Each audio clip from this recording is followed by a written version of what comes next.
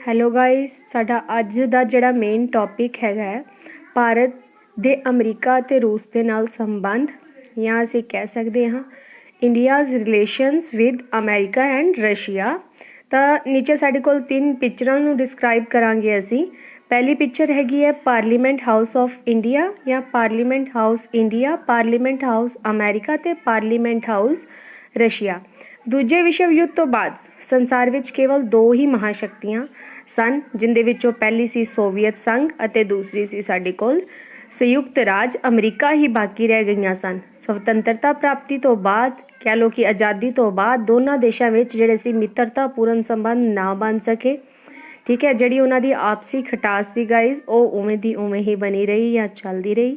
ਕਿਉਂਕਿ ਦੋਨੋਂ ਜਿਹੜੇ ਇੱਕ ਗੁੱਟ ਸੀ, ਦੋਨੋਂ ਹੀ ਆਪਣੇ ਆਪ ਨੂੰ ਪੂਰੇ ਵਿਸ਼ਵ ਦੇ ਵਿੱਚ ਸਭ ਤੋਂ ਵੱਡੀਆਂ ਪਾਵਰਸ ਘੋਸ਼ਿਤ ਕਰਨਾ ਚਾਹੁੰਦੇ ਸਨ।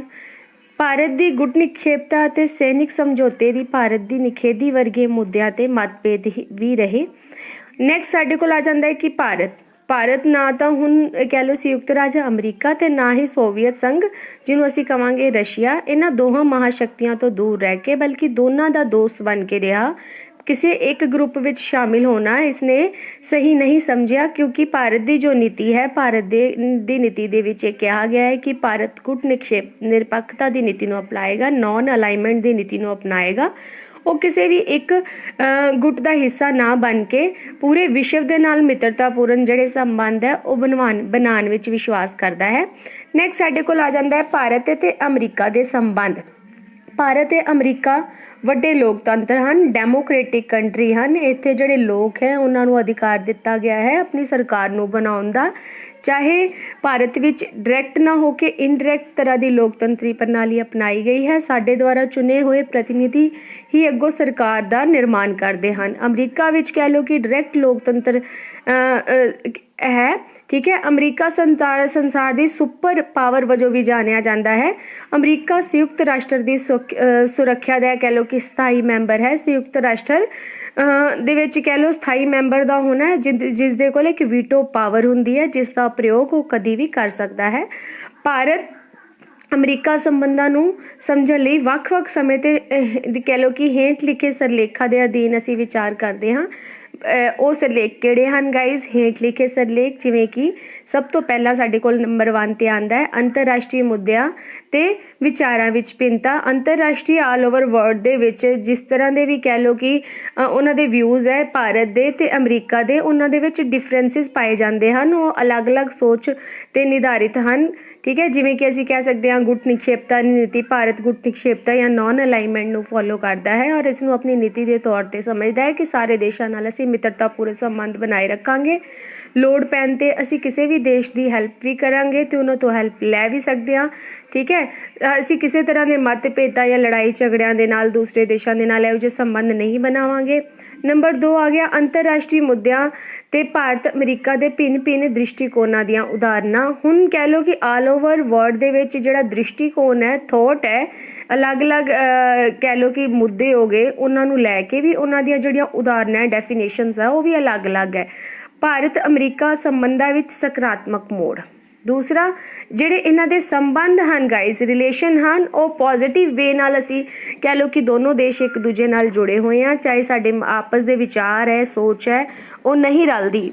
ਨੈਕਸਟ ਸਾਡੇ ਕੋਲ ਆ ਜਾਂਦਾ ਹੈ 1947 ਤੋਂ 1964 ਤੱਕ ਅਤੇ 1965 ਤੋਂ 1979 ਤੱਕ ਦੇ ਜਿਹੜੇ ਸੰਬੰਧ ਹਨ ਉਹ ਕਿਹੋ ਜਿਹੇ ਰਹੇ ਹਨ। ਆਜ਼ਾਦੀ ਦੇ ਸਮੇਂ ਨੂੰ ਨਹਿਰੂ ਯੁੱਗ ਕਹਿਣਾ ਉਚਿਤ ਰਹੇਗਾ। ਪ੍ਰਧਾਨ ਮੰਤਰੀ ਦੇ ਨਾਲ ਨਹਿਰੂ ਜੀ ਵਿਦੇਸ਼ ਮੰਤਰੀ ਵੀ ਸਨ। ਉਹ ਸਾਰੇ ਦੇਸ਼ਾਂ ਨਾਲ ਮਿੱਤਰਤਾ ਦੇ ਸੰਬੰਧ ਬਣਾ ਕੇ ਭਾਰਤ ਦਾ ਜਿਹੜਾ ਵਿਕਾਸ ਸੀ ਉਹ ਕਰਨਾ ਚਾਹੁੰਦੇ ਸਨ ਔਰ ਉਹੀ ਨੀਤੀ ਸਾਡੇ ਦੇਸ਼ ਕਹਿ ਲਓ ਕਿ ਅੱਜ ਤੱਕ ਸਾਡੇ ਦੇਸ਼ ਵੱਲੋਂ ਅਪਣਾਈ ਜਾ ਰਹੀ ਹੈ। ਇਸ ਲਈ ਭਾਰਤ ਕਿਸੇ ਵੀ ਗੁੱਟ ਵਿੱਚ ਸ਼ਾਮਿਲ ਨਾ ਹੋ ਕੇ ਇਹਨਾਂ ਗੁੱਟਾਂ ਤੋਂ ਦੂਰ ਰਹਿੰਦਾ ਹੋਇਆ ਸਾਰੇ ਦੇਸ਼ਾਂ ਦੇ ਨਾਲ ਇੰਟਰਨੈਸ਼ਨਲ ਲੈਵਲ 'ਤੇ ਦੋਸਤੀਪੂਰਨ ਜਿਹੜੇ ਸੰਬੰਧ ਆ ਉਹਨਾਂ ਨੂੰ ਬਣਾਏ ਰੱਖਣ 'ਤੇ ਆਪਣਾ ਵਿਸ਼ਵਾਸ ਰੱਖਦਾ ਹੈ। 1947 ਤੋਂ 1964 ਤੱਕ ਭਾਰਤ ਸੀ ਜਿਹੜਾ ਅਮਰੀਕਾ ਦੇ ਸੰਬੰਧਾਂ ਵਿੱਚ ਕਾਫੀ ਤਣਾਅ ਰਿਹਾ। ਠੀਕ ਹੈ, ਉਸ ਤੋਂ ਬਾਅਦ 1965 ਤੋਂ ਜਿਹਨੂੰ ਕਹਾਂਗੇ 1979 ਤੱਕ ਵੀ ਭਾਰਤ ਅਮਰੀਕਾ ਸੰਬੰਧਾਂ ਬਹੁਤ ਸੁਖਾਵੇ ਨਹੀਂ ਸਨ, ਬਹੁਤ ਵਧੀਆ ਇਹਨਾਂ ਦੇ ਜਿਹੜੇ ਰਿਲੇਸ਼ਨਸ਼ਿਪ ਸੀ ਗਾਈਜ਼ ਉਹ ਨਹੀਂ ਸੀ। 1980 ਤੋਂ ਤੋਂ ਲੈ ਕੇ 2005 ਜਾਂ 1980 ਤੋਂ 2005 ਦੇ ਜਿਹੜੇ ਸੰਬੰਧ ਸੀ ਉਹਨਾਂ ਵਿੱਚ ਥੋੜ੍ਹਾ ਇੰਪਰੂਵਮੈਂਟ ਹੋਣੀ ਸ਼ੁਰੂ ਹੋਈ, ਸੁਧਾਰ ਹੋਣਾ ਸ਼ੁਰੂ ਹੋਇਆ। ਫਿਰ 2006 ਤੋਂ ਕਹਿ ਲਓ ਕਿ ਹੁਣ ਤੱਕ ਅੱਜ ਤੱਕ ਜਿਹੜੇ ਸੰਬੰਧ ਹਨ ਉਹ ਬਹੁਤ ਗੂੜ੍ਹੇ ਹੋ ਚੁੱਕੇ ਹਨ, ਰਿਲੇਸ਼ਨਸ਼ਿਪ ਬਹੁਤ ਜ਼ਿਆਦਾ ਮਜ਼ਬੂਤ ਹੋ ਚੁੱਕਾ ਹੈ। ਹੁਣ ਇਹ ਬਹੁਤ ਜ਼ਿਆਦਾ ਕਹਿ ਲਓ ਕਿ ਇਹਨਾਂ ਦੀ ਜਿਹੜੀ ਫਰੈਂਡਸ਼ਿਪ ਹੈ ਉਹ ਕਾਫੀ ਡੀਪ ਹੋ ਚੁੱਕੀ ਹੈ। ਆਪਸੀ ਸੰਬੰਧਾਂ ਦੀ ਲੋੜ ਕਿਉਂ ਹੁੰਦੀ ਹੈ ਗਾਇਸ? ਸਭ ਤੋਂ ਪਹਿਲਾਂ ਵਿਸ਼ਵੀਕਰਨ, ਪੂਰੇ ਵਿਸ਼ਵ ਨੂੰ ਆਪਸ ਦੇ ਵਿੱਚ ਜੋੜਨ ਦੇ ਲਈ, ਇੱਕ ਦੂਸਰੇ ਦੀਆਂ ਜ਼ਰੂਰਤਾਂ ਨੂੰ ਪੂਰਾ ਕਰਨ ਲਈ, ਇੱਕ ਦੂਸਰੇ ਦੀਆਂ ਜ਼ਰੂਰਤਾਂ ਨੂੰ ਸਮਝਣ ਦੇ ਲਈ ਕਹਿ ਲਓ ਕਿ ਸਾਰੇ ਦੇਸ਼ਾਂ ਦਾ ਆਪਸ ਦੇ ਨਾਲ ਜੁੜੇ ਹੋਣਾ ਬਹੁਤ ਜ਼ਰੂਰੀ ਹੈ। ਨੰਬਰ 2 'ਤੇ ਆ ਗਿਆ ਕੁਦਰਤੀ ਸਰੋਤ। ਹੁਣ ਹਰ ਜਗ੍ਹਾ ਦੇ ਨੈਚੁਰਲ ਰਿਸੋਰਸਿਸ ਹਨ, ਕਹਿ ਲਓ ਕਿ ਕੁਦਰਤੀ ਜਿਹੜੀਆਂ ਕਹਿ ਲਓ ਖੂਬੀਆਂ ਹਨ, ਜੋ ਵੀ ਚੀਜ਼ਾਂ ਇੱਕ ਜਗ੍ਹਾ 'ਤੇ ਪਾਈਆਂ ਜਾਂਦੀਆਂ ਹਨ ਉਹ ਦੂਸਰੀ ਜਗ੍ਹਾ 'ਤੇ ਨਹੀਂ ਪਾਈਆਂ ਜਾਂਦੀਆਂ। ਤਾਂ ਇਸੇ ਇੱਕ ਦੂਸਰੇ ਦੀਆਂ ਇਹਨਾਂ ਲੋੜਾਂ ਨੂੰ ਪੂਰਾ ਕਰਦੇ ਹੋਏ, ਚੀਜ਼ਾਂ ਦਾ ਆਦਾਨ ਪ੍ਰਦਾਨ ਕਰਦੇ ਹੋਏ ਕੁਦਰਤੀ ਸਰੋਤ ਹਨ ਉਹ ਵੀ ਇੱਕ ਦੂਸਰੇ ਦੀਆਂ ਚੀਜ਼ਾਂ ਨੂੰ ਅਸੀਂ ਪੂਰਾ ਕਰ ਸਕਦੇ ਹਾਂ। ਨੈਕਸਟ ਸਾਡੇ ਕੋਲ ਆ ਜਾਂਦਾ ਹੈ ਵਿੱਤੀ ਸਹਾਇਤਾ। ਜਦੋਂ ਵੀ ਕਿਸੇ ਦੇਸ਼ ਨੂੰ ਫਾਈਨੈਂਸ਼ਲੀ ਕਿਸੇ ਕਹਿ ਲਓ ਕਿ ਕਿਸੇ ਪ੍ਰੋਬਲਮ ਦੇ ਵਿੱਚੋਂ ਗੁਜ਼ਰਨਾ ਪੈਂਦਾ ਹੈ, ਕ੍ਰਾਈਸਿਸ ਦੇ ਵਿੱਚੋਂ ਗੁਜ਼ਰਨਾ ਪੈਂਦਾ ਹੈ, ਤਾਂ ਦੂਸਰਾ ਜਿਹੜਾ ਕਿ ਫਾਈਨੈਂਸ਼ਲੀ ਸਟੇਬਲ ਕੰਟਰੀ ਹੈ ਉਹ ਦੂਸਰੇ ਦੀ ਹੈਲਪ ਕਰ ਸਕਦਾ ਹੈ ਇਸ ਦੇ ਨਾਲ। ਲੇਕਿਨ ਇਹ ਹੈ ਕਿ ਦੂਸਰੇ ਦੇਸ਼ਾਂ ਦੇ ਨਾਲ ਜਿਹੜੇ ਇੱਕ ਕੰਟਰੀ ਹੈ ਉਹ ਦੂਸਰੇ ਕੰਟਰੀ ਦੇ ਨਾਲ ਜਿਹੜੇ ਰਿਲੇਸ਼ਨਸ ਆ ਉਹ ਚੰਗੇ ਬਣਾਏ ਰੱਖੇ। ਨੈਕਸਟ ਸਾਡੇ ਕੋਲ ਆ ਜਾਂਦੀ ਹੈ ਸਾਂਝੀਆਂ ਅੰਤਰਰਾਸ਼ਟਰੀ ਸਮੱਸਿਆਵਾਂ।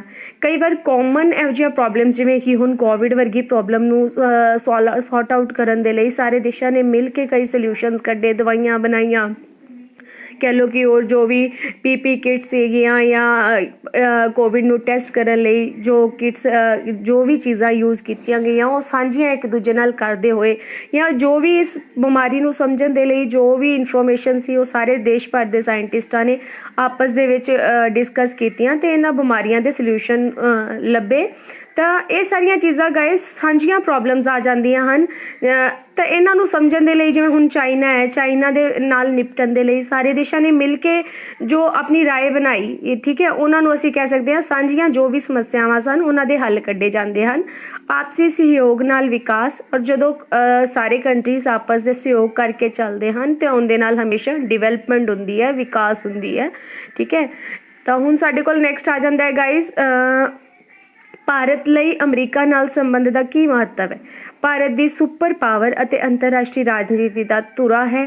ਭਾਰਤ ਨੇ ਬਹੁਤ ਸਾਰੇ ਕਹਿ ਲਓ ਕਿ ਪੋਲੀਟਿਕਸ ਜੋ ਸਾਡੇ ਦੇਸ਼ ਦੇ ਵਿੱਚ ਅਪਣਾਈ ਗਈ ਹੈ, ਜਾਂ ਸਾਡੇ ਦੇਸ਼ ਦਾ ਜੋ ਕੌਨਸਟੀਟਿਊਸ਼ਨ, ਬਹੁਤ ਸਾਰੀਆਂ ਇਹੋ ਜਿਹੀਆਂ ਚੀਜ਼ਾਂ ਹਨ ਜੋ ਅਸੀਂ ਦੂਸਰੇ ਦੇਸ਼ਾਂ ਦੀਆਂ ਖੂਬੀਆਂ ਤੋਂ ਇੰਪ੍ਰੈਸ ਹੋ ਕੇ ਜਾਂ ਉਹਨਾਂ ਦੀਆਂ ਵਧੀਆ ਚੀਜ਼ਾਂ ਨੂੰ ਅਸੀਂ ਆਪਣੇ ਨਾਲ ਅਡੋਪਟ ਕੀਤਾ ਹੈ, ਠੀਕ ਹੈ।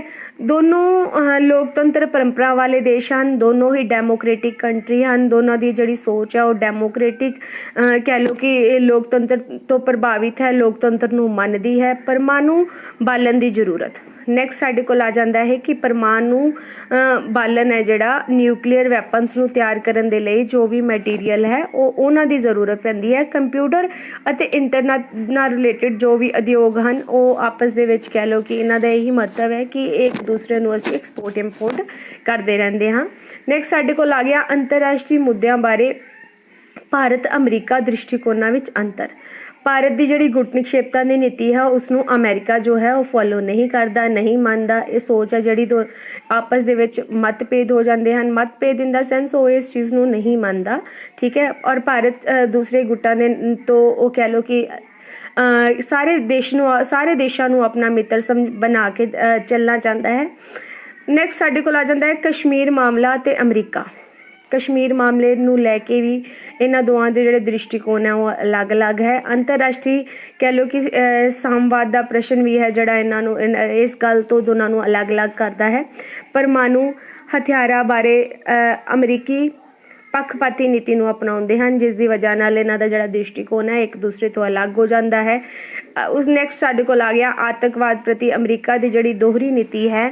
ਕਹਿ ਲਓ ਕਿ ਪਾਕਿਸਤਾਨ ਦੇ ਪ੍ਰਤੀ ਕੋਈ ਮੇਨ ਜੋ ਕਹਿ ਲਓ ਕਿ ਇਹੋ ਜਿਹਾ ਸਟੈਪ ਜਾਂ ਇਹੋ ਜਿਹਾ ਸੋਲਿਊਸ਼ਨ ਨਹੀਂ ਕੀਤਾ ਜਾ ਰਿਹਾ।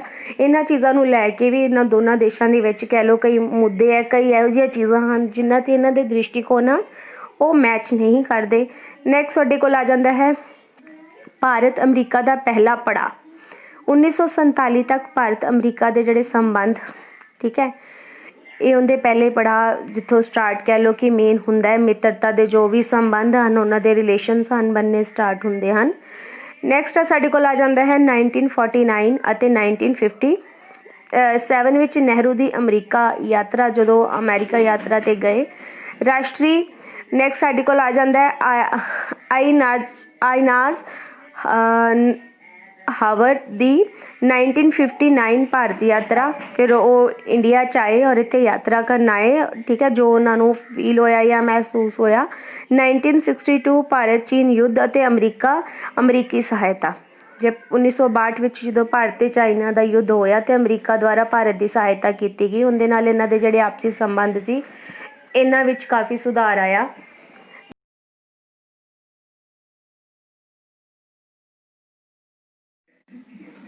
ਨੈਕਸਟ ਸਾਡੇ ਕੋਲ ਆ ਜਾਂਦਾ ਹੈ ਗਾਇਜ਼ 1962 ਭਾਰਤ ਚੀਨ ਯੁੱਧ ਅਤੇ ਅਮਰੀਕੀ ਸਹਾਇਤਾ, ਇਹ ਅਸੀਂ ਕਰ ਚੁੱਕੇ ਹਾਂ। ਨੈਕਸਟ ਸਾਡੇ ਕੋਲ ਆ ਜਾਂਦਾ ਹੈ ਭਾਰਤ ਪਾਕ ਯੁੱਧ, ਜੋ ਕਿ 1965 ਤੋਂ 1971 ਵਿੱਚ ਹੋਇਆ। ਉਹਦੇ ਵਿੱਚ ਜਿਹੜਾ ਕਹਿ ਲਓ ਕਿ ਅਮਰੀਕਾ ਨੇ ਜਿਸ ਤਰ੍ਹਾਂ ਦੀ ਰਿਲੇਸ਼ਨ ਭਾਰਤ ਨਾਲ ਬਣਾਏ, ਉਹ ਵੀ ਕਹਿ ਲਓ ਕਿ ਭਾਰਤ ਦੇ ਨਾਲ ਉਹਦੇ ਰਿਲੇਸ਼ਨਸ ਦਾ ਪਹਿਲਾ ਪੜਾਅ ਸੀ। ਪਰਮਾਣੂ ਅਪਸਾਰ ਸੰਧੀ ਅਤੇ ਜਿਹਨੂੰ ਅਸੀਂ ਕਹਿ ਸਕਦੇ ਹਾਂ ਵਿਆਪਕ ਪਰਮਾਣੂ ਪ੍ਰੀਖਣ ਰੋਕ ਸੰਧੀ, ਠੀਕ ਹੈ। ਨੈਕਸਟ ਸਾਡੇ ਕੋਲ ਆ ਜਾਂਦਾ ਹੈ ਭਾਰਤ ਦੇ ਪਰਮਾਣੂ ਤਜਰਬੇ 1974 ਤੇ 1988, ਜੋ 1988 ਭਾਰਤੀ ਅਮਰੀਕਾ ਦੇ ਪਹਿਲੇ ਪੜਾਅ ਦੇ ਕਹਿ ਲਓ ਕਿ ਇਹਨਾਂ ਦੋਵਾਂ ਦੇ ਦੇਸ਼ਾਂ ਦੇ ਆਪਸ 'ਚ ਰਿਲੇਸ਼ਨਸ਼ਿਪ ਦੇ ਮੁੱਖ ਪੁਆਇੰਟ ਮੰਨੇ ਜਾਂਦੇ ਹਨ ਗਾਇਜ਼। ਨੈਕਸਟ ਸਾਡੇ ਕੋਲ ਆਉਂਦਾ ਹੈ ਭਾਰਤ ਅਮਰੀਕਾ ਸੰਬੰਧਾਂ ਵਿੱਚ ਜਿਹੜਾ ਸਕਾਰਾਤਮਕ ਮੋੜ ਹੈ, ਪੋਜ਼ੀਟਿਵ ਇੱਕ ਮੋੜ ਹੈ, ਉਹ ਕਦੋਂ ਆਇਆ। ਨੈਕਸਟ ਸਾਡੇ ਕੋਲ ਆਉਂਦਾ ਹੈ ਗਾਇਜ਼, ਉਹ ਨੈਕਸਟ ਵਾਲਾ ਅਸੀਂ ਬਾਅਦ 'ਚ ਕਰਾਂਗੇ। ਸਭ ਤੋਂ ਪਹਿਲਾਂ ਇਸ ਦੇ ਪੁਆਇੰਟਸ ਨੂੰ ਡਿਸਕਸ ਕਰਾਂਗੇ। ਰਾਸ਼ਟਰੀ ਬਿਲ ਕਲਿੰਟਨ ਦਾ ਭਾਰਤ ਦੌਰਾ, ਜਦੋਂ ਕਿ 2000 ਵਿੱਚ ਬਿਲ ਕਲਿੰਟਨ ਭਾਰਤ ਆਏ। ਨੈਕਸਟ ਸਾਡੇ ਕੋਲ ਆਉਂਦਾ ਹੈ ਅੱਤਵਾਦ ਵਿਰੁੱਧ ਸਾਂਝੀ ਲੜਾਈ, ਠੀਕ ਹੈ। ਅੱਤਵਾਦ ਨੂੰ ਖਤਮ ਕਰਨ ਦੇ ਲਈ ਦੋਵਾਂ ਦੇਸ਼ਾਂ ਨੇ ਕਮਰ ਕੱਸ ਲਈ ਅਤੇ ਇੱਕ ਸਾਂਝੀ ਲੜਾਈ ਲੜਨ ਲਈ ਤਿਆਰ ਹੋ ਗਏ। ਪ੍ਰਧਾਨ ਮੰਤਰੀ ਮਨਮੋਹਨ ਸਿੰਘ ਦੀ ਅਮਰੀਕੀ ਯਾਤਰਾ, ਜੋ ਕਿ 2005 ਵਿੱਚ ਸਾਡੇ ਦੇਸ਼ ਦੇ ਜਿਹੜੇ ਪ੍ਰਧਾਨ ਮੰਤਰੀ ਸਨ ਮਨਮੋਹਨ ਸਿੰਘ, ਉਹ ਅਮਰੀਕਾ ਵਿੱਚ ਗਏ। ਤਾਂ ਵੀ ਇਹਨਾਂ ਦੇ ਜਿਹੜੇ ਰਿਲੇਸ਼ਨਸ਼ਿਪ ਹੈ ਜਾਂ ਇਹਨਾਂ ਦੀ ਸਕਾਰਾਤਮਕ ਜਿਹੜੀ ਮੋੜ ਹੈ ਦੋਸਤੀ ਦੇ ਵਿੱਚ, ਉਹ ਆਇਆ। ਨੈਕਸਟ ਆ ਜਾਂਦਾ ਸਾਡੇ ਕੋਲ ਜਾਰਜ ਡਬਲਿਊ ਬੁਸ਼ ਦੀ ਭਾਰਤੀ ਯਾਤਰਾ, ਜਦੋਂ 2006 'ਚ ਉਹ ਭਾਰਤ ਆਏ। ਭਾਰਤ ਅਮਰੀਕਾ ਐਸਟੇਨਿਕ ਪਰਮਾਣੂ ਸੰਧੀ, ਜੋ 23 ਇਹ ਕਹਿ ਲਓ ਕਿ 123 ਸਮਝੌਤੇ ਇਹਨਾਂ ਨੇ ਪਰਮਾਣੂ ਨੀਤੀ ਨੂੰ ਲੈ ਕੇ ਕੀਤੇ। ਤਾਂ ਇਸ ਤਰ੍ਹਾਂ ਜੋ ਵੀ ਯਾਤਰਾਵਾਂ ਜਾਂ ਭਾਰਤ ਵੱਲੋਂ ਜਾਂ ਅਮਰੀਕਾ ਵੱਲੋਂ ਭਾਰਤ ਵੱਲ ਕੀਤੀਆਂ ਗਈਆਂ, ਇਹਨਾਂ ਦੇ ਨਾਲ ਜਿਹੜੇ ਦੋਨਾਂ ਦੇਸ਼ਾਂ ਦੇ ਵਿੱਚ ਆਪਸੀ ਸੰਬੰਧ ਸੀ ਉਹਨਾਂ 'ਚ ਸੁਧਾਰ ਆਇਆ ਅਤੇ ਇਹ ਦੇਸ਼ ਇੱਕ ਦੂਜੇ ਦੇ ਹੋਰ ਨੇੜੇ ਆਏ। ਰਾਸ਼ਟਰਪਤੀ ਬਰਾਕ ਓਬਾਮਾ ਦੇ ਭਾਰਤ ਦੌਰੇ। ਰਾਸ਼ਟਰਪਤੀ ਬਰਾਕ ਓਬਾਮਾ ਦੀ ਭਾਰਤ ਯਾਤਰਾ ਨਵੰਬਰ 2010। ਪ੍ਰਧਾਨ ਮੰਤਰੀ ਨਰਿੰਦਰ ਮੋਦੀ ਦੀ ਅਮਰੀਕਾ ਯਾਤਰਾ 2014। ਰਾਸ਼ਟਰਪਤੀ ਬਰਾਕ ਓਬਾਮਾ ਦਾ ਦੂਜਾ ਦੌਰਾ, ਜੋ ਕਿ 2014 ਵਿੱਚ ਹੋਇਆ। ਔਰ ਜੇ ਕਹਿ ਲਓ ਕਿ 123 ਸਮਝੌਤੇ ਦੀਆਂ ਜੋ ਰੁਕਾਵਟਾਂ ਸਨ ਉਹ ਦੂਰ ਹੋਈਆਂ। ਨੈਕਸਟ ਸਾਡੇ ਕੋਲ ਆ ਜਾਂਦਾ ਹੈ ਵਾਤਾਵਰਨ, ਵਪਾਰ, ਨਿਵੇਸ਼, ਰੱਖਿਆ ਨੂੰ ਲੈ ਕੇ ਕਈ ਤਰ੍ਹਾਂ ਦੇ ਜਿਹੜੇ ਸਮਝੌਤੇ ਇਹਨਾਂ ਨੇ ਕੀਤੇ, ਜਿਸ ਦੇ ਨਾਲ ਦੋਨਾਂ ਦੇਸ਼ਾਂ ਦੇ ਜਿਹੜੇ ਆਪਸੀ ਸੰਬੰਧ ਸੀ ਉਹ ਸੁਧਾਰਮਈ ਹੋਏ ਅਤੇ ਇਹ ਦੇਸ਼ ਹੌਲੀ ਹੌਲੀ ਇੱਕ ਦੂਜੇ ਦੇ ਨੇੜੇ ਆਉਂਦੇ ਆਉਂਦੇ ਅੱਜ ਦੇ ਟਾਈਮ ਵਿੱਚ ਇਹ ਦੋ ਕੰਟਰੀ ਇੱਕ ਚੰਗੇ ਦੋਸਤ ਦੇ ਤੌਰ 'ਤੇ ਪੂਰੇ ਵਿਸ਼ਵ ਵਿੱਚ ਜਾਣੇ ਜਾਂਦੇ ਹਨ। ਵਰਤਮਾਨ ਸਮੇਂ ਦੌਰਾਨ ਭਾਰਤ ਅਮਰੀਕਾ ਦੌਰੇ, ਕਹਿ ਲਓ ਕਿ ਪ੍ਰਧਾਨ ਮੰਤਰੀ ਨਰਿੰਦਰ ਮੋਦੀ ਦੀ ਅਮਰੀਕਾ ਯਾਤਰਾ 2014, 15 ਜੂਨ 2016, 2017 ਅਤੇ ਸਤੰਬਰ 2019। ਰਾਸ਼ਟਰਪਤੀ ਡੋਨਾਲਡ ਟਰੰਪ ਦੀ ਜਿਹੜੀ ਭਾਰਤ ਯਾਤਰਾ ਹੈ ਉਹ 2020 ਫਰਵਰੀ ਵਿੱਚ ਹੋਈ ਗਾਇਜ਼। ਸੰਬੰਧਾਂ ਵਿੱਚ ਸਕਾਰਾਤਮਕ ਮੋੜ ਦੇ ਕਾਰਨ ਕੀ ਸਨ? ਸੋਵੀਅਤ ਸੰਘ ਟੁੱਟਣ ਤੋਂ ਬਾਅਦ ਅਮਰੀਕੀ ਵਿਦੇਸ਼ ਨੀਤੀ ਵਿੱਚ ਕਾਫੀ ਬਦਲਾਅ ਕੀਤੇ ਗਏ। ਭਾਰਤ ਦੀ ਆਰਥਿਕ ਉਦਾਰਵਾਦ ਦੀ ਜਿਹੜੀ ਨੀਤੀ ਸੀ ਬਹੁ ਰਾਸ਼ਟਰੀ ਕੰਪਨੀਆਂ ਲਈ ਲਾਹੇਵੰਦ ਜਾਂ ਲਾਭਦਾਇਕ ਹੋਈ। ਉਦਾਰਵਾਦ ਸਾਰਿਆਂ ਨੂੰ ਸਮਾਨ ਪੱਖੀ ਦੇਖਣਾ, ਸਮਾਨ ਸਮਝਣਾ ਔਰ ਸਮਾਨ ਸਭ ਦੇ ਨਾਲ ਡੀਲ ਕਰਨਾ। ਭਾਰਤ ਵਿੱਚ ਲੋਕਤੰਤਰ ਦਾ ਸਫਲਤਾਪੂਰਕ ਚੱਲਣਾ। ਭਾਰਤ ਇੱਕ ਡੈਮੋਕ੍ਰੇਟਿਕ ਕੰਟਰੀ ਹੈ ਔਰ ਡੈਮੋਕ੍ਰੇਟਿਕ ਕੰਟਰੀ ਦਾ ਸਹੀ ਸੁਚਾਰੂ ਢੰਗ ਨਾਲ ਕੰਮ ਕਰਨਾ ਜਾਂ ਚੱਲਣਾ ਵੀ ਇਸ ਨੂੰ ਦੂਸਰੇ ਦੇਸ਼ਾਂ ਦੇ ਸਾਹਮਣੇ ਇੱਕ ਫੇਮਸ ਜਾਂ ਪੋਪੂਲਰ ਕਰਦੀ ਹੈ। ਭਾਰਤ ਦੇ ਕੁਦਰਤੀ ਸਾਧਨ ਅਮਰੀਕੀ ਉਦਯੋਗਪਤੀਆਂ ਲਈ ਫਾਇਦੇਮੰਦ। ਭਾਰਤ ਇੱਕ ਕਹਿ ਲਓ ਕਿ ਜਿੰਨੇ ਵੀ ਨੈਚੁਰਲ ਰਿਸੋਰਸਿਸ ਭਾਰਤ ਵਿੱਚ ਹੁੰਦੇ ਹਨ ਉਹ ਦੂਸਰੇ ਦੇਸ਼ਾਂ ਦੇ ਲਈ ਫਾਇਦੇਮੰਦ ਹੁੰਦੇ ਹਨ। ਰੂਸ ਅਤੇ ਚੀਨ ਵਿੱਚ ਵੱਧ ਰਹੀ ਨੇੜਤਾ ਵੀ ਕਹਿ ਲਓ ਕਿ ਭਾਰਤ ਅਤੇ ਅਮਰੀਕਾ ਨੂੰ ਇੱਕ ਦੂਜੇ ਦੇ ਨੇੜੇ ਲਿਆਉਣ ਦਾ ਕਾਰਨ ਬਣਦੀ ਹੈ। ਨੈਕਸਟ ਸਾਡੇ ਕੋਲ ਆ ਜਾਂਦਾ ਹੈ ਗਾਇਜ਼, ਭਾਰਤ ਦੇ ਰੂਸ ਦੇ ਨਾਲ ਕਿਹੋ ਜਿਹੇ ਸੰਬੰਧ ਹਨ। ਸੰਬੰਧਾਂ ਦਾ ਲੰਬਾ ਇਤਿਹਾਸ ਹੈ ਗਾਇਜ਼, ਠੀਕ ਹੈ, ਪਿਛੋਕੜ ਹੈ। ਅਮਰੀਕਾ ਸੈਨਿਕ ਸਮਝੌਤੇ ਜਿਵੇਂ ਨਾਟੋ, ਸੀਟੋ, ਸੈਂਟੋ ਅਤੇ ਭਾਰਤ, ਠੀਕ ਹੈ। 1949 ਵਿੱਚ ਚੀਨ ਨੂੰ ਮਾਨਤਾ, ਰੱਖਿਆ ਸੌਦਿਆਂ ਲਈ ਨਿਰਭਰਤਾ ਔਰ ਨਿਸ਼ਸਤਰੀਕਰਨ ਸੰਬੰਧੀ ਰੂਸ ਅਤੇ ਭਾਰਤ ਦੇ ਜਿਹੜਾ ਦ੍ਰਿਸ਼ਟੀਕੋਣ ਸੀ ਕਿ ਨਿਸ਼ਸਤਰੀਕਰਨ, ਐਵੇਂ ਸ਼ਸਤਰਾਂ ਦੀ ਹੋੜ ਵਿੱਚ ਨਾ ਲੱਗੇ ਰਹੋ। ਇਹ ਸਾਰੇ ਸਮਝੌਤੇ ਇਹੋ ਜਿਹੇ ਸਮਝੌਤੇ ਸੀ ਜਿਹੜਾ ਇਹਨਾਂ ਦੋਨਾਂ ਦੇਸ਼ਾਂ ਦੇ ਵਿੱਚ ਸੰਬੰਧ ਬਣਨ ਦੇ ਕਾਰਨ ਸਨ।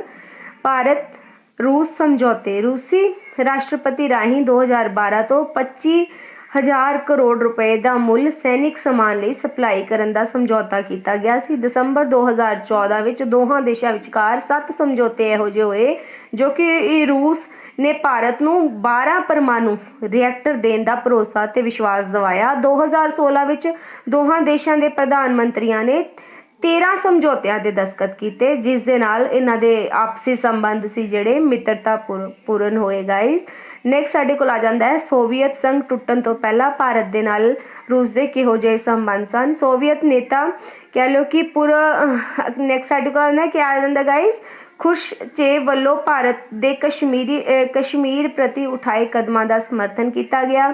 ਨਹਿਰੂ ਦੀ 1955 ਰੂਸੀ ਦੀ ਯਾਤਰਾ, 1962 ਦਾ ਭਾਰਤ ਚੀਨ ਯੁੱਧ ਅਤੇ ਸੋਵੀਅਤ ਜੱਥ ਦੇ ਪ੍ਰਤੀ ਜੋ ਦ੍ਰਿਸ਼ਟੀਕੋਣ ਸੀ, 1965 ਦਾ ਭਾਰਤ ਪਾਕਿਸਤਾਨ ਯੁੱਧ ਅਤੇ ਤਾਸ਼ਕੰਦ ਸਮਝੌਤਾ ਔਰ 1971 ਦੀ ਭਾਰਤ ਸੋਵੀਅਤ ਸੰਧੀ ਅਤੇ ਯੁੱਧ ਵਿੱਚ ਸਹਾਇਤਾ।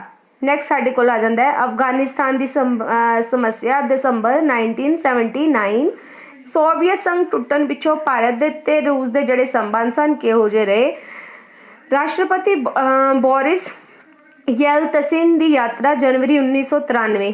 ਪ੍ਰਧਾਨ ਮੰਤਰੀ ਨਰਸਿਮਹਾ ਰਾਓ ਦੀ ਰੂਸ ਯਾਤਰਾ, ਜੂਨ 1994। ਪਰਮਾਣੂ ਤਜਰਬੇ ਅਤੇ ਭਾਰਤ ਰੂਸ ਦੇ ਜਿਹੜੇ ਸੰਬੰਧ। ਨੈਕਸਟ ਸਾਡੇ ਕੋਲ ਆ ਜਾਂਦਾ 1999 ਕਾਰਗਿਲ ਯੁੱਧ ਅਤੇ ਰੂਸ ਨਾਲ 10 ਸਾਲਾਂ ਦਾ ਜਿਹੜਾ ਸਾਡਾ ਸਮਝੌਤਾ ਹੋਇਆ। ਰਾਸ਼ਟਰੀ ਪੁਤਿਨ ਗਣਤੰਤਰ ਦਿਵਸ ਨੂੰ ਮੁੱਖ ਮਹਿਮਾਨ ਵਜੋਂ 2007 ਵਿੱਚ ਬੁਲਾਇਆ ਜਾਣਾ। ਇਹ ਸਾਰੇ ਸਮਝੌਤੇ ਇਹੋ ਜਿਹੇ ਸਨ ਜਿਨ੍ਹਾਂ ਨੇ ਭਾਰਤ ਤੇ ਰੂਸ ਦੇ ਸੰਬੰਧਾਂ ਨੂੰ ਕਾਫੀ ਨੇੜੇ ਕਰ ਦਿੱਤਾ ਤੇ ਇਹਨਾਂ ਦੇ ਸੰਬੰਧਾਂ ਦੇ ਵਿੱਚ ਕਾਫੀ ਸੁਧਾਰ ਹੋਇਆ। ਪ੍ਰਧਾਨ ਮੰਤਰੀ ਮਨਮੋਹਨ ਸਿੰਘ ਦੀਆਂ ਰੂਸ ਯਾਤਰਾਵਾਂ ਜੋ ਕਿ 2005 ਅਤੇ 2011। ਰਾਸ਼ਟਰਪਤੀ ਪੁਤਿਨ ਦੀ ਭਾਰਤ ਯਾਤਰਾ 2014 ਔਰ ਕਹਿ ਲਓ ਕਿ 2035 ਤੱਕ ਨਵੇਂ 12 ਪਰਮਾਣੂ ਰਿਐਕਟਰ ਅਤੇ ਆਧੁਨਿਕ ਹੈਲੀਕਾਪਟਰ ਨਿਰਮਾਣ ਦੀ ਸੂਚਨਾ, ਏਜੰਸੀਆਂ ਨਾਲ ਸਮਝੌਤਾ। ਪ੍ਰਧਾਨ ਮੰਤਰੀ ਨਰਿੰਦਰ ਮੋਦੀ ਦੀ ਰੂਸ ਯਾਤਰਾ 2019। ਇਹ ਸਾਰੀਆਂ ਚੀਜ਼ਾਂ ਨੇ, ਚਾਹੇ ਸੈਨਿਕ ਸਹਾਇਤਾ ਕਹਿ ਲਓ ਜਾਂ ਸੈਨਿਕ ਸੰਬੰਧ ਕਹਿ ਲਓ, ਇਹਨਾਂ ਦੋਨਾਂ ਦੇਸ਼ਾਂ ਨੂੰ ਬਹੁਤ ਹੀ ਨੇੜੇ ਕਰ ਦਿੱਤਾ ਔਰ ਅੱਜ ਦੇ ਟਾਈਮ 'ਚ ਇਹਨਾਂ ਦੋਨਾਂ ਦੇਸ਼ਾਂ ਦੇ ਸੰਬੰਧ ਵੀ ਇੱਕ ਦੂਸਰੇ ਦੇ ਨਾਲ ਬਹੁਤ ਚੰਗੇ ਹਨ। ਅੱਜ ਦੇ ਟਾਈਮ ਇਹ ਦੋਨੋਂ ਦੇਸ਼ ਬਹੁਤ ਅੱਛੇ ਦੋਸਤ ਬਣ ਗਏ ਹਨ, ਸੰਬੰਧਾਂ ਵਿੱਚ ਕਾਫੀ ਸੁਧਾਰ ਹੈ। ਠੀਕ ਜਾਂ ਗਲਤ, ਅਮਰੀਕਾ ਭਾਰਤ ਦੀ ਗੁੱਟ ਨਿਖੇਪਤਾ ਦੀ ਨੀਤੀ ਦਾ ਸਮਰਥਨ ਕਰਦਾ ਹੈ। ਗਾਈਜ਼, ਇਹਦੇ ਵਿੱਚ ਆਪਸ ਦੇ ਵਿੱਚ ਕਹਿ ਲਓ ਕਿ ਮਤਭੇਦ ਹੈ। ਇਹ ਕੁਝ ਠੀਕ ਗਲਤ ਦੇ ਕੁਐਸਚਨ ਤੁਹਾਨੂੰ ਲੈਸਨ ਨੂੰ ਕਰਵਾਉਣ ਤੋਂ ਬਾਅਦ ਦਿੱਤੇ ਗਏ ਹਨ, ਜਿਨ੍ਹਾਂ ਦੀ ਤੁਸੀਂ ਦੁਹਰਾਈ ਲਈ ਪ੍ਰਸ਼ਨ ਵੀ ਕਰੋਗੇ, ਠੀਕ ਹੈ। ਔਰ ਲਾਸਟ ਦੇ ਵਿੱਚ ਸਾਡੇ ਕੋਲ ਆ ਜਾਂਦਾ ਹੈ ਸਿੱਟਾ। ਅੱਜ ਦੇ ਵਿਸ਼ਵੀਕਰਨ ਦੇ ਦੌਰ ਵਿੱਚ ਵੱਖ-ਵੱਖ ਦੇਸ਼ਾਂ ਦਾ ਮਿਲ ਵਰਤਨ ਜ਼ਰੂਰੀ ਹੈ। ਸਾਰੇ ਦੇਸ਼ਾਂ ਨੂੰ ਆਪਸ ਦੇ ਵਿੱਚ ਮਿਲ ਕੇ ਰਹਿਣਾ ਚਾਹੀਦਾ ਹੈ। ਭਾਰਤ ਅਤੇ ਰੂਸ ਆਪਣੀ ਪੁਰਾਣੀ ਮਿੱਤਰਤਾ ਨਿਭਾ ਰਹੇ ਹਨ। ਅਮਰੀਕਾ ਅਤੇ ਭਾਰਤ ਦੇ ਜੋ ਸੰਬੰਧ ਹਨ ਦਿਨੋਂ ਦਿਨ ਸਹੀ ਤਰੀਕੇ ਨਾਲ ਔਰ ਹੋਰ ਵੀ ਸੋਹਣੇ ਹੁੰਦੇ ਜਾ ਰਹੇ ਹਨ। ਕਿਸੇ ਸਮੇਂ ਦੌਰਾਨ ਭਾਰਤ ਅਮਰੀਕਾ ਦੇ ਜਿਹੜੇ ਸੰਬੰਧ ਸਨ ਉਹ ਕਾਫੀ ਤਣਾਅਪੂਰਨ ਰਹੇ ਸਨ, ਪਰ ਭਾਰਤ ਨੂੰ ਇੰਨੇ ਵਿਕਾਸ ਦੇ ਰਸਤੇ 'ਤੇ ਚੱਲਦੇ ਹੋਏ ਔਰ ਸਫਲ ਲੋਕਤੰਤਰ ਦੇ ਵੱਲ ਵਧਦੇ ਹੋਏ ਜਦੋਂ ਦੇਖਿਆ ਜਾਂਦਾ ਹੈ ਤਾਂ ਭਾਰਤ ਦਾ ਜਿਹੜਾ ਨਾਂ ਹੈ ਦੂਸਰੇ ਦੇਸ਼ਾਂ ਵਿੱਚ ਹੋਰ ਵੀ ਚਮਕਣ ਲੱਗ ਪੈਂਦਾ ਹੈ। ਨੈਕਸਟ, ਕਾਰਗਿਲ ਯੁੱਧ ਕਦੋਂ ਹੋਇਆ, ਇਸ ਬਾਰੇ ਵੀ ਤੁਸੀਂ ਦੱਸੋਗੇ। ਨੈਕਸਟ ਸਾਡੇ ਕੋਲ ਆ ਜਾਂਦਾ ਹੈ ਭਾਰਤ ਪਾਕ ਯੁੱਧ ਬਾਰੇ। ਅਮਰੀਕਾ ਨੇ ਕੀ ਭੂਮਿਕਾ ਨਿਭਾਈ। 1947 ਤੋਂ 1964 ਤੱਕ ਭਾਰਤ ਅਮਰੀਕਾ ਦੇ ਸੰਬੰਧ ਕਿਹੋ ਜਿਹੇ ਰਹੇ। ਭਾਰਤ ਪਾਕ ਯੁੱਧ ਬਾਰੇ ਰੂਸ ਦੀ ਜਿਹੜੀ ਭੂਮਿਕਾ ਹੈ ਉਹ ਕੀ ਹੈ। ਭਾਰਤ ਰੂਸ ਦੇ ਸੰਬੰਧਾਂ ਅਤੇ ਮਿੱਤਰਤਾ ਬਾਰੇ ਕਾਲ ਬਾਰੇ ਲਿਖੋ। ਵਰਤਮਾਨ ਸਮੇਂ ਭਾਰਤ ਦੇ ਅਮਰੀਕਾ ਅਤੇ ਰੂਸ ਨਾਲ ਸੰਬੰਧ ਕਿਸ ਤਰ੍ਹਾਂ ਦੇ ਰਹੇ ਹਨ, ਠੀਕ ਹੈ। ਇਸ ਤੋਂ ਇਲਾਵਾ ਕਸ਼ਮੀਰ ਮੁੱਦੇ 'ਤੇ ਰੂਸ ਨੇ ਭਾਰਤ ਦਾ ਸਾਥ ਦਿੱਤਾ। ਅਮਰੀਕਾ ਰਾਹੀਂ ਭਾਰਤ ਦੇ ਪਰਮਾਣੂ ਪਾਬੰਦੀਆਂ ਲਗਾਈਆਂ ਗਈਆਂ ਸਨ ਜਾਂ ਅਮਰੀਕਾ ਭਾਰਤ ਦੀ ਗੁੱਟ ਨਿਖੇਪਤਾ ਦੀ ਨੀਤੀ ਦਾ ਸਮਰਥਨ ਕਰਦਾ ਹੈ ਜਾਂ ਨਹੀਂ। ਰੂਸ ਦੁਆਰਾ ਭਾਰਤ ਨੂੰ ਸੁਰੱਖਿਆ ਪਰਿਸ਼ਦ ਦਾ ਸਥਾਈ ਮੈਂਬਰ ਬਣਾਏ ਜਾਣ ਦਾ ਵਿਰੋਧ ਕੀਤਾ ਗਿਆ ਹੈ। ਤਾਂ ਇਹ ਸਾਰੇ ਕੁਐਸਚਨਸ ਇਹੋ ਜਿਹੇ ਕੁਐਸਚਨਸ ਹਨ, ਸ਼ਾਰਟ ਕੁਐਸਚਨ, ਜਿਨ੍ਹਾਂ ਦੇ ਜਵਾਬ ਤੁਹਾਨੂੰ ਇਸੇ ਲੈਸਨ ਦੀ ਦੁਹਰਾਈ ਵਿੱਚੋਂ ਕਰਵਾ ਦਿੱਤੇ ਗਏ ਹਨ। ਤਾਂ ਗਾਈਜ਼ ਕੋਸ਼ਿਸ਼ ਕਰਨਾ ਇਹਨਾਂ ਕੁਐਸਚਨਾਂ ਦੇ ਜਵਾਬ ਨੂੰ ਲੱਭਣ ਦੀ, ਤਾਂ ਕਿ ਤੁਹਾਡੇ ਲੈਸਨ ਦੀ ਜਿਹੜੀ ਰਿਵੀਜ਼ਨ ਹੈ ਉਹ ਜ਼ਿਆਦਾ ਤੋਂ ਜ਼ਿਆਦਾ ਹੋ ਸਕੇ। ਲੈਸਨ ਨੂੰ ਜ਼ਿਆਦਾ ਤੋਂ ਜ਼ਿਆਦਾ ਲਾਈਕ ਕਰੋ, ਸ਼ੇਅਰ ਕਰੋ ਅਤੇ ਸਬਸਕ੍ਰਾਈਬ ਕਰੋ। ਨੈਕਸਟ ਆਵਾਂਗੇ ਇੱਕ ਨਵੀਂ ਵੀਡੀਓ ਨੂੰ ਲੈ ਕੇ ਜੋ ਤੁਹਾਡੇ ਲਈ ਬਹੁਤ ਹੈਲਪਫੁਲ ਹੋਏਗੀ। Okay guys, bye.